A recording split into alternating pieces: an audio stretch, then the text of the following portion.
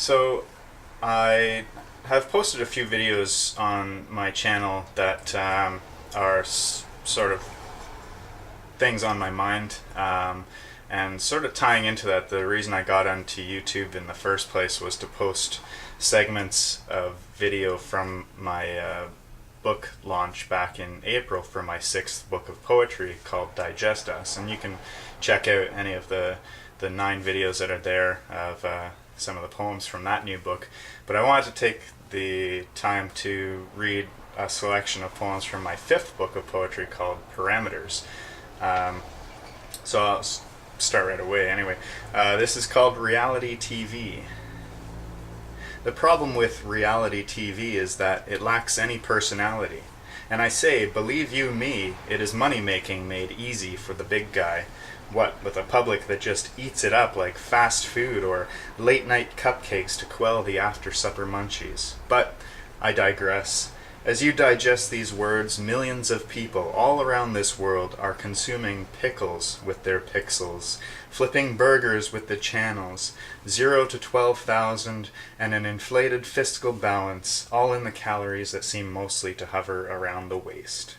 These game shows of chance imitate a glance into the reality of the ignorant, lustful, wishful totality, a taste for the placid, obese society who wait for some kind of cure to life in the commercials and no end in sight. Front steps of 166. Gently, lip to lip, lightly touching, losing grip on reality, repercussions in the love of lusting, confiding, almost rushing, the fatality of 2 equals nothing. Future bakery. A wash of conversations masks the truth behind the words.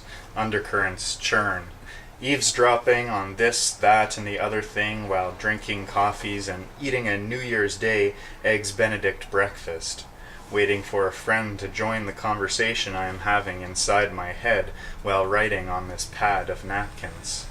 All the while, I watch others eat, though it disgusts me to no end. Why is it so hard to chew one's food with the mouth closed? Even though I know one traditionally comes here to talk with friends over a meal, more than just words spill back out onto the table. Ignorance and bliss. Cannot see what everybody claims to be the holy and the right, despite a life governed by love in light of the passing stars of night. Why must humanity fight? Conflict on the tongue and much too quick to bite. Vague in our eyes is the conquering desire, nothing short of barbaric might. Our finest hour atop a burning pyre, basic human rights, a 21st century plight. Good stuff. Alright, so this is the danger in the desire of longing for more. For wherever you may find yourself at this very moment in space and time, there will always be someone who has never been there. That place that marks the here and now, though it stands sometimes for what seems like an eternity. Life is learning to better understand self. A dearth of help along the way, what with lust usually ruling, paying with our mental health. The reality being that is all there is to all of this. The very present moment which we now have, are a part of, inevitably. No wealth or calling, stalling with every excuse, watching others falling from the spire. Once aspired to have you kept at arm's reach, out of harm's way. Trophy. All this from many years ago, and still I must be shown the danger in the desire of longing for more. Inspiration to live comes by stirring the pot just as it is about to settle, and seeing what else might float to the surface. But out of shape reflection, rippled face is never anyone else's. Moving right along. Okay, well this will be the last one. Again, this is from my 5th book of poetry called Parameters. I make these right here in my home. I everything from the writing and editing. I get a couple people to read my stuff to edit it, but the design and putting the books together are all done by me. And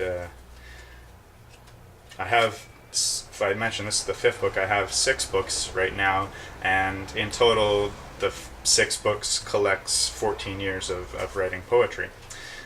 So this is the last poem I will read for this book, and I'm sure I'll do another video or a few more videos of other readings if the response is good. Who knows? Whatever I feel like doing. Anyway, this is a poem I wrote a couple of years ago to mark the anniversary of the death of my grandmother. This is called Conversation with a Stone. There is nobody looking over us, so don't worry about what we say or how we look, however vain, or the secrets we kept all those days that had passed. Now that you are passed on, it is amazing how even numbness eventually wears off. Used to the vision of your body, slowly rotting, but not typically, encased in your own tiny airtight world, completely still. But this conversation with a stone, blatantly alone and unheard, is virtually wasted on the wind, despite my tone or the will in my words. Therapeutic, nonetheless.